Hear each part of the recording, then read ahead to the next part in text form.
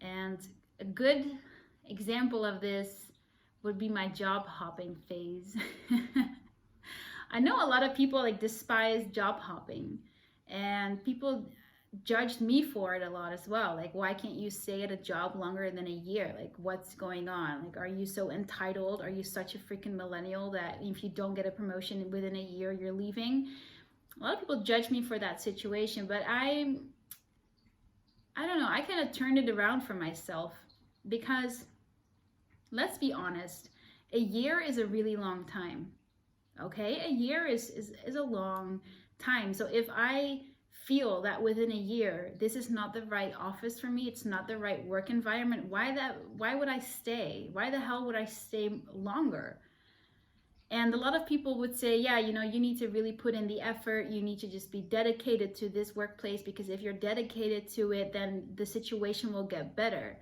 But I mean, why would I wait for that? What if it never gets any better? What if it never improves? You know, what if the people just stay the same? And that's the funny thing too. Like, people say that to me, or said that to me before. We're like, yeah, just, you know, be dedicated and just give it some time.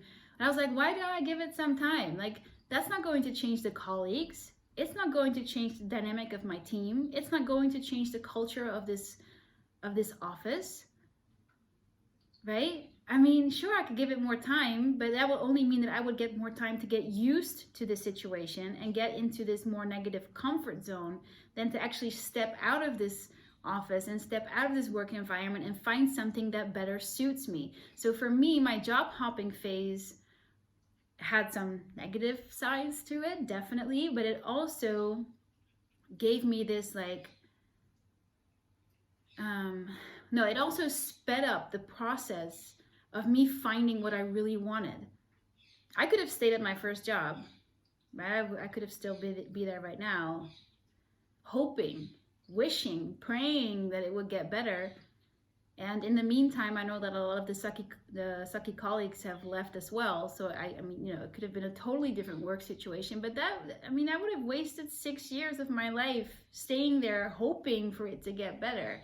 Whereas right now, I'm at a place that I really love. I'm on my purpose path, doing the thing that I'm supposed to be doing and enjoying every single day of it, even though I also want to throw my laptop out of the window, even though I do want to punch people in the face because of certain passive-aggressive emails, right? That never goes away, but I'm on a path that really brings me joy, and it brings me purpose and fulfillment. I wouldn't be here today if I made the choice 6 years ago to stay at my first job. I wouldn't be here today. So yeah, job hopping, sure, not the most ideal.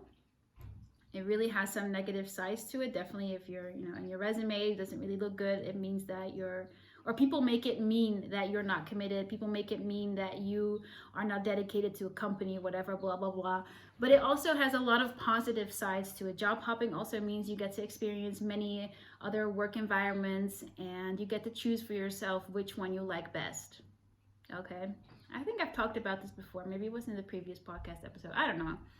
But you get the point. Job hopping for me was also an empowered decision.